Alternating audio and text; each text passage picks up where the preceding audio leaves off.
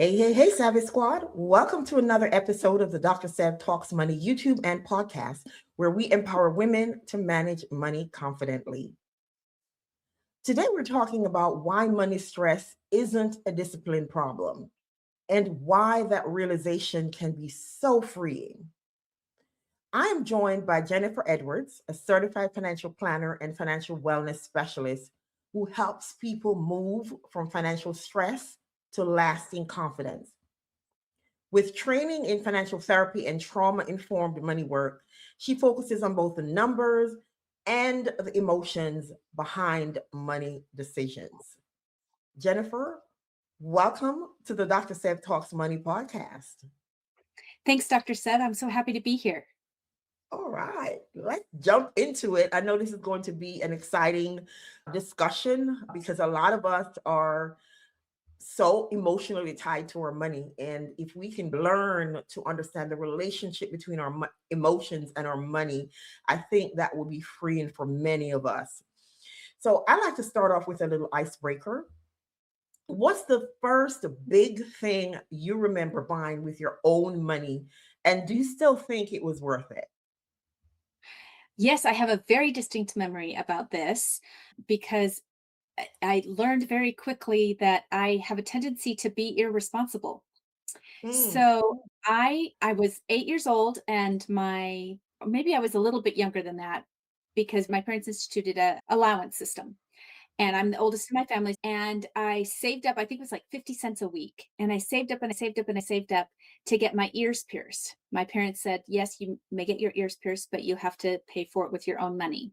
And it must have cost, I don't know, 8 or $10. This is back in the 80s. And then I went and got my ears pierced, and it was at a beauty college. So that's why it was less expensive. And they pierced my ears, looked all great, but you're supposed to take care of that. Like you're supposed to use cotton and put alcohol behind them, and you have to treat your ears after you get them pierced. And I got them pierced, and then I didn't do any of that. Like I didn't follow the instructions, and my ears ended up closing up. And so I had to save all over again to get my ears pierced a second time. So that's my earliest money memory of what I remember buying and saving up. yeah, so it's like it was a wee bit of an expensive I lesson, right? paid twice as much to get my ears pierced. They probably don't even pay the initial fee. Their parents just do it for them, but I had to save up twice for that same experience. So, for someone who's meeting you for the first time, tell us who you are and the work that you do. Yeah, so I'm Jennifer Edwards. I'm a financial wellness specialist, a certified financial therapist, and certified financial planner.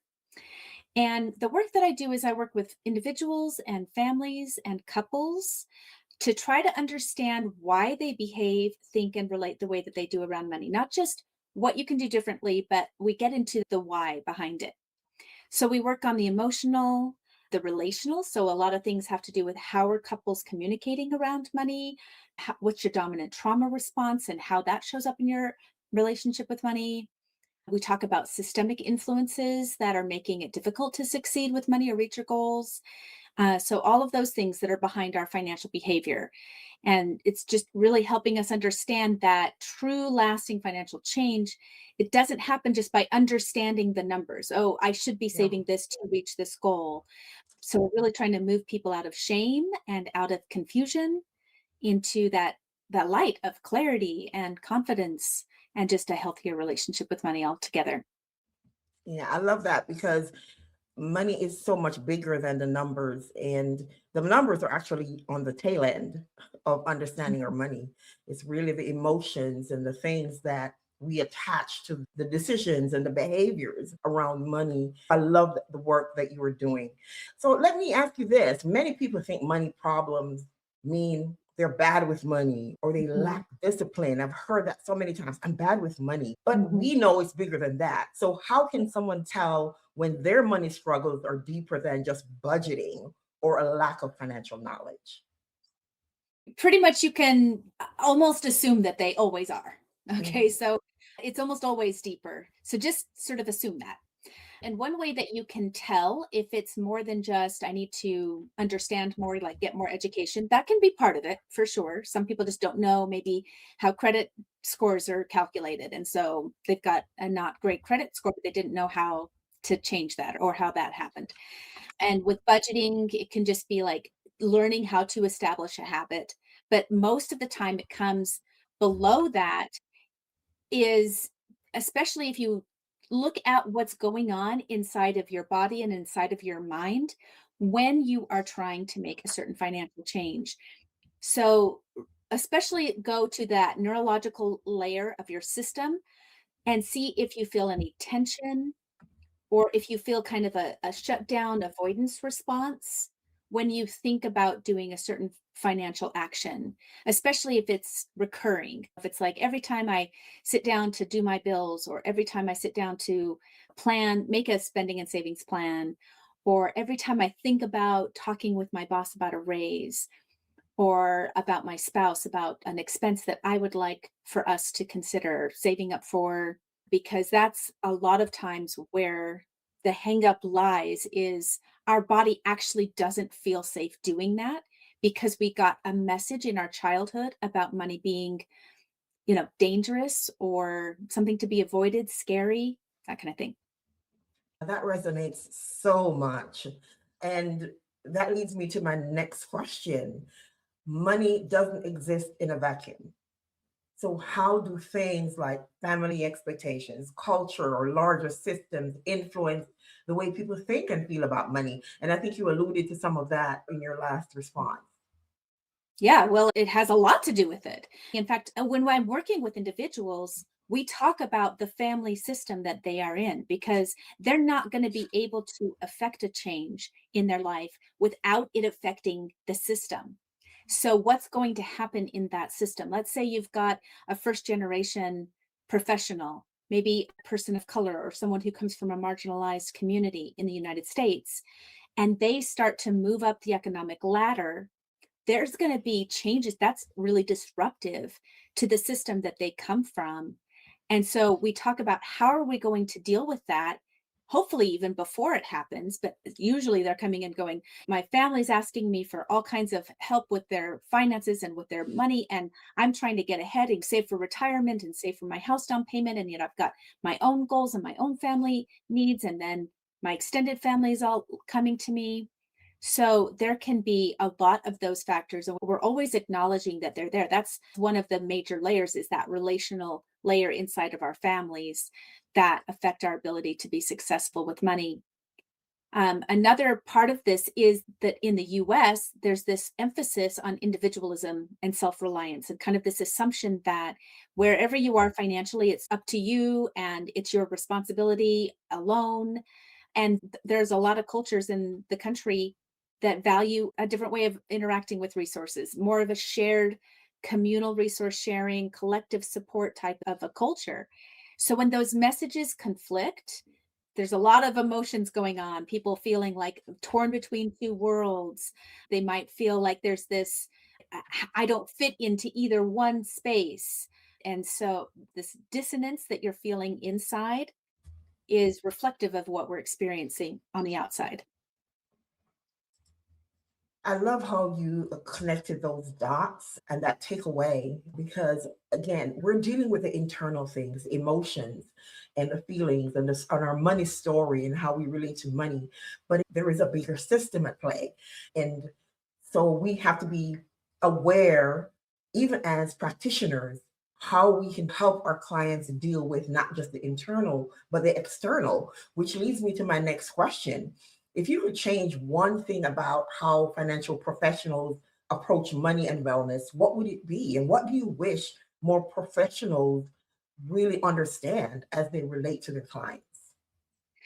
It's almost a catch 22 because at least the financial planning industry, which is where I come from, not banking and just investments, but really where you're helping people create an entire financial plan, a holistic plan about your short term security, long term security, legacy planning, all of that, that most of that industry is sustained from people's anxiety around money and their inability to make sound decisions because they're often working from a place of emotion. You see this play out a lot of times. A lot of the profession is around trying to keep people calm in when there's market turmoil.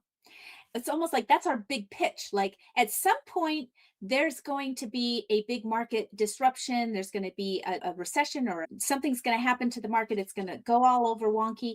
And you're going to want to react emotionally. And that's going to be a mistake because the plan will work. It's got safeguards built into it, it's got guardrails, it's got stress tests. We know that the market, the business cycle goes up and it goes down. We have expansionary periods, we have contractionary periods. We don't know the top of the peak and we don't know the bottom of the trough, but we know that they're going to happen. And I will be there as your professional guide to help you through that so that we can stay the course and keep your plan on track. If we actually helped them heal those money wounds that are leading to that emotional decision making, usually that is based in fear. So fear of missing out on possible gains. So that's kind of like where we talk about greed. That is from Carl Richards' work, where fear and greed repeat until broke. And then the fear that you're going to lose all of your money, right? That, I mean, this is the baseline fear of survival. Our survival instinct kicks in and goes, what if all of my money is gone and then I'm not able to even sustain a basic standard of living in retirement? This is where those base instincts kick in. So it would be an interesting thing because if we actually healed those wounds and they were actually able to make decisions from a place of confidence and clarity, and they were no longer like, oh, yeah, I mean, the market's going to go up and down. I get this. I don't even look at it. Like, I didn't even know that was happening. That's what we really should be after. But if they really feel that way, if they've really got that down, they probably don't need our guidance, at least to the level of the fees that most financial planners charge. And so I think that the new financial planning model ought to be more about this emotional and psychological support than really like, hey, we've got this plan and then we're going to help facilitate conversations that are difficult. We're going to help you help heal money wounds. We're going to help you both understand each other's money beliefs and money stories. And then I will be here to take over the busy work of managing your finances, much more than like whenever the market has a downturn and then, everybody's working overtime to keep people calm. You'd really be measuring your success by it doesn't actually change what your clients are doing. I couldn't agree with you more. And we'll have some more conversation around that after this short break.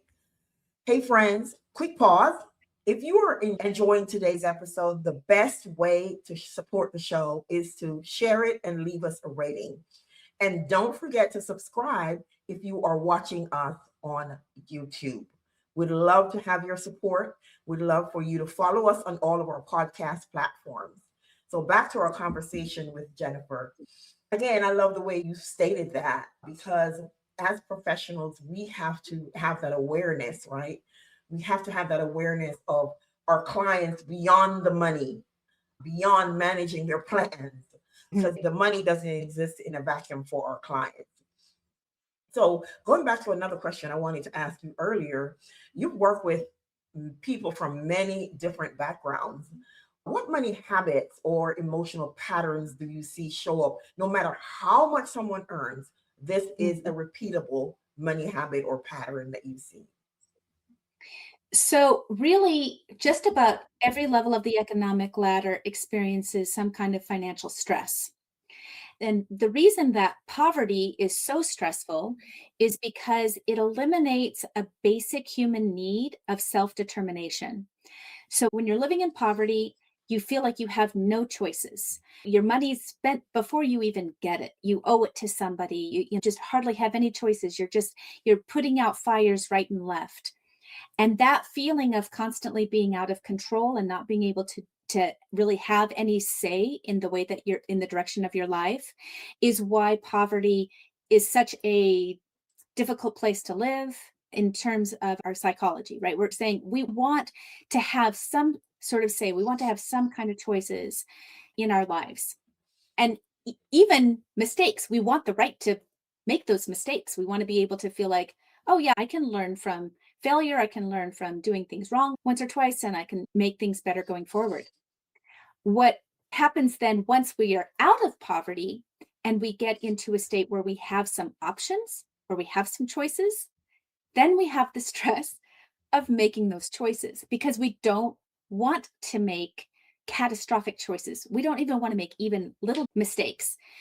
One of the things in our culture in the United States is that the system that we have really leads to a toxic perfectionism where it's almost wrong. It's like we can't afford to make mistakes. We're looked down upon when, oh, yeah, I got into some credit card debt in my 20s, and that can follow you for years. You've got this on your credit report for 8 years. It can really hamper a whole decade of your life and what's possible for you. So this is one of the reasons why I do what I do, is to try to help people avoid those mistakes, because we don't want to make them. But then also we have to recognize that those choices, that comes with some stress as well. So even people with high net worth, it's so interesting how you've got people in this country who are worth more than the gross national product of some countries in this world. They have more in the bank than a whole country could produce. And yet they don't feel satisfied. They don't feel content. They don't feel like they have enough. And so that level of anxiety, it's always possible to imagine that we need more. Like, oh, well, what if this happens? Then I'm going to need even more. Oh, what I remember that feeling of that climb when we were first starting out in our married life. And I thought, if I had $5,000 in the bank, I would feel so much relief. Whew, we'd be able to cover it. That at that time, that was like going to cover out of pocket max for our health insurance and cover 2, 3 months of expenses. And then as soon as we got to the $5,000 level, I started imagining, well, I need 10,000 because I was a stay-at-home mom who homeschooled our children. So it's like, what happens if disability is actually worse off than death and we don't have insurance that covers that? Doesn't really replace your income. So it's like, oh, I need more money. I need more money for this. Oh, what happens now? I've got adult children. What happens if one of them gets divorced or one of them gets into a major accident and then I have to sustain them again? You can always imagine the need for more. So we have this kind of constant anxiety around choices. And then the high net worth people, they're concerned about their money being misused after their death. There's almost always something that is worrisome to people. That makes so much sense. You made a statement about freedom to make mistakes, and society doesn't give us that freedom. Well, let me not say to give us because it's not for them to give. They pretty much punish There's a lot us. of shame around it. Yeah, they punish us or try to punish us for Mhm. mistakes, what they deem as mistakes, because this is the way it's supposed to go. This is the path to wealth. This is the path to education. This is the path to a career or whatever it is. And if you deviate from that path, they almost want to punish you. And you have all these people saying, well, this is how I did it. And if you do it another way, it's wrong or something like that. So I love that you brought up that point because because of society's stipulations and rules and our conversations around freedom to make mistakes, a lot of people don't make choices because they don't want to make what they deem as mistakes. So they freeze rather than make choices. It reminds me of a parable in the Bible where the man hid what was given to him Mhm. rather than do anything. It even says he was afraid of the displeasure of his Lord. Yeah, So that tells us, there was this motivation of fear that led to that freeze response. That's very much grounded in neurological research. yeah. And we see that today where there are people who are not making decisions because they're like, what if it's the wrong one? So I want you Mhm. to speak to that person right now who is listening, who feels anxious or stuck about money. What's one small mindset shift or a simple behavior that they can try to do today to feel a little calmer, more confident, and to tune out the voices that are so loud about you can't do this or you shouldn't do this or this is the way you need to do it. What is one thing that you can talk to that person and say, one or more things? Yeah, so this is why I developed my 7-layer financial wellness framework, was to answer this question so that people have something to say, oh, this is what's going on with me, and this is the one action step I'm going to take. So I'll just review those really quickly. The 7 layers of my financial wellness framework help us identify where the hangup really lies. So is it in the societal layer, which is the systems that we were talking about earlier? That helps us understand, oh, wait, the system isn't set up for me to succeed. So I can, again, diminish and decrease the amount of shame that I'm feeling. I don't need to feel shame around the fact that maybe I have debt. Maybe I haven't budgeted perfectly. Maybe I'm not where I want to be in my savings goals. So that societal layer, that helps us, again, identify, okay, there's some forces external to me and my level of willpower and self discipline that have affected where I am today. And then that relational layer sits below that. Again, these are the family systems, the dynamics in our relationships with our family, our romantic partners, our coworkers and bosses, anyone where we're dealing with our money, those relational forces are at work. So that again helps us understand, wait a minute, my family maybe didn't set me up and prepare me for the world that I was going to create as an adult, or there are financial beliefs that I came into adulthood with that nobody ever helped me explore. Nobody ever helped me, like, say, will this serve me in my adult life? Because these are just beliefs that we came up with as children with our immature brain trying to figure out, make sense of the world that we were experiencing. So it makes sense that a belief system that we came up when we were 7 or 8 isn't going to serve us when we're 27 or 28. The next layer is educational. So it's definitely in there. Sometimes we just need education and we need to get in there and learn something new, some new way. Oh, this is the process of going from a place of insecurity to a place of security. And then the behavioral layer, we have to definitely institute new habits and patterns. So that could be where your hang up lies. But then there's below that is the physiological layer, what's going on with us and our body. So the example I usually give is don't go grocery shopping when you're hungry. Look at, are you hungry, lonely, tired? Are you bored or you're anxious? Are you angry? That's not a good time to be trying to make important financial decisions. Then our psychological layer, which is the layer that I deal with a lot with my clients, is exploring those beliefs, talking about those many histories, saying, okay, what really do you want? What are your values are that you really want to interact with money going forward? And then the neurological layer, which is really where the trauma lies, where the past is the present, where we might, let's just say as a child, we saw our parents or single caregiver hovering over their table with like a bunch of bills and spreadsheets and their computer and papers. And you knew that it had something to do with money as a child. And you saw them in this state of total anxiousness. And you might even have seen that they were crying over these papers that were on the table that you were like, oh, this is a dangerous topic. This is an area that I want to avoid. So if we have a fight, flight, freeze, or fawn response to money, then we deal with it on that trauma layer. So what I like to have people do is think about your hang up. Think about what it is you're trying to do. I'm trying to get out of debt and I just seem to constantly like yo-yo about it. I'll pay off some of my credit card debt and then I'll build that back up again.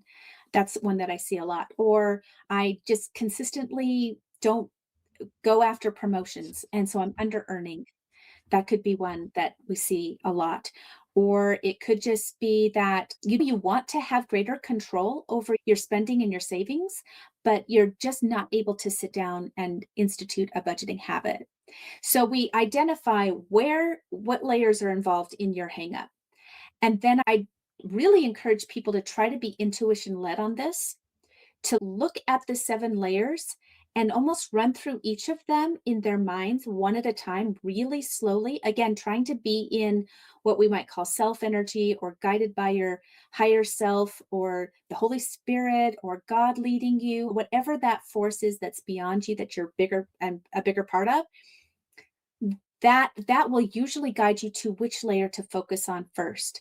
And for most people, it's the bottommost layer, whatever one is the most, but sometimes it's relational. Sometimes we're like, I've got a partner who's not really supporting me in helping me reach these goals. We want to make sure that we've healed any traumas before we try to not healed them entirely, but at least identified them so that we can go to our partner and say, hey, I get that you have your money story and I have my money story, and neither one of us is trying to hurt each other, but this is really affecting our ability to be financially successful. So I'd like for us to start addressing it. And that's when I would say, yeah, let's start working as a team around this.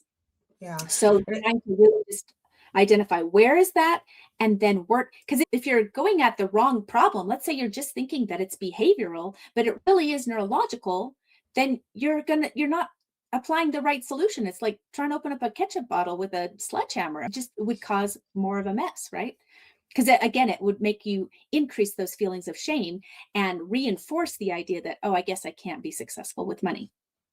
those 7 layers that you mentioned sound like something that someone would benefit from your program if they were to become a part of it, because they'll be able to explore all of those layers and understand which one is maybe the most triggering, and then work on all of them, because we all need to work on all of those layers at some point. But understanding which one is the most triggering and which one do I need to start with sound like something that someone could benefit from. So with that, what programs do you have going on that we can support, or someone listening to can sign up for, where these things that you discuss can be beneficial to them? So currently, we are enrolling young couples in our Connected and Confident Financial Empowerment for Young Couples program. And that is really for couples in their 20s and 30s. And we're really marketing it as a gift, like make a great wedding present or an engagement present for the young couple in your life that's just starting out.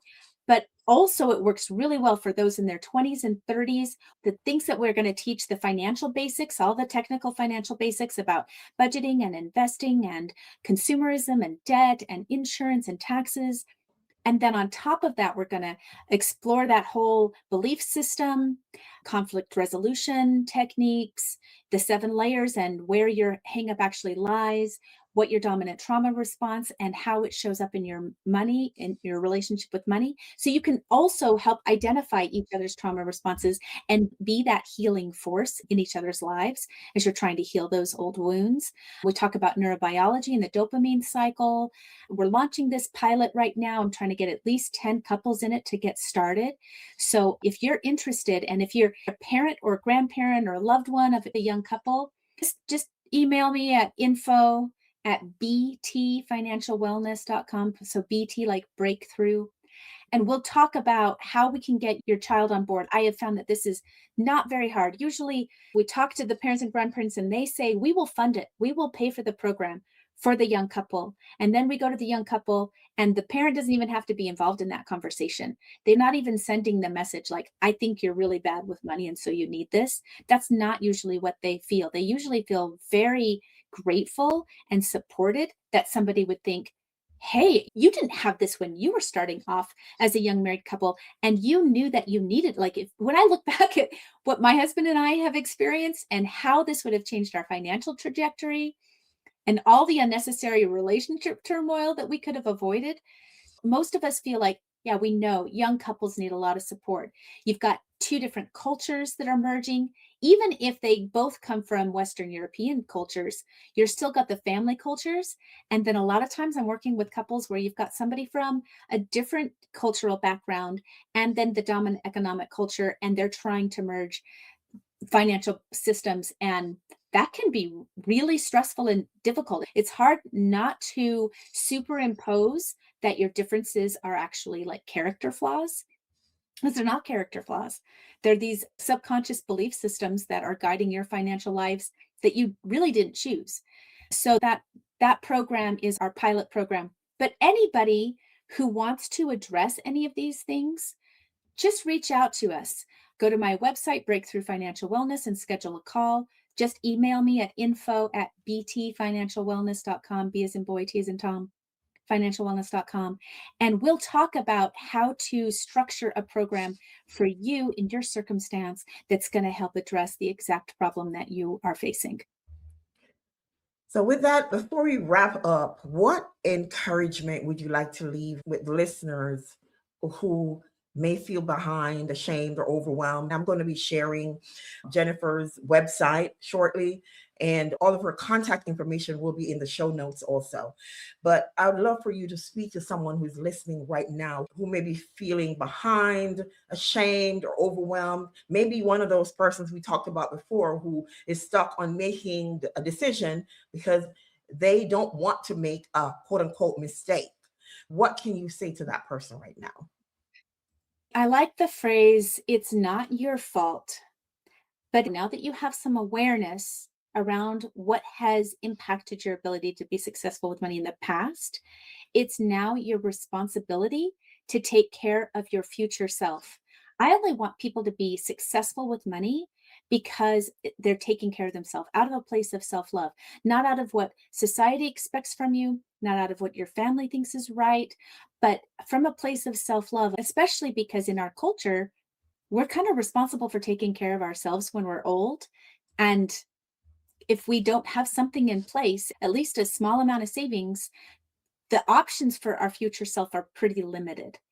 But if you are at that stage where you're in your 60s or 70s and you really haven't saved very much, you're probably feeling a lot of anxiety, which is going to lead to poor decision making and probably generate relationships. And your relationships are your strongest resource. They're even stronger than your money. If you have a ton of money and you don't have a strong community and good relationships, it won't matter how much wealth you have. So we need to nurture those relationships. We need to diminish the shame so that we can make sure that those relationships are strong, because that will be the resources that you rely on in your older age. They'll have a lot to do with it. So there's just so much to talk about. If you can only do one thing, then just go to my website and schedule a call. If you're just like, I don't know what it is, it's a free consultation. We'll just talk about, okay, what are your options? And we'll try to come up with at least one thing you can use right away. And then we'll work from there. Okay, and Jennifer's website is breakthroughfinancialwellness.com. It's up on the screen for those of you who are watching, and it will also be in the show notes. Jennifer, thank you so much for sharing with us today. And for listeners, if you take nothing else from today, let it be this: money stress doesn't mean you're failing.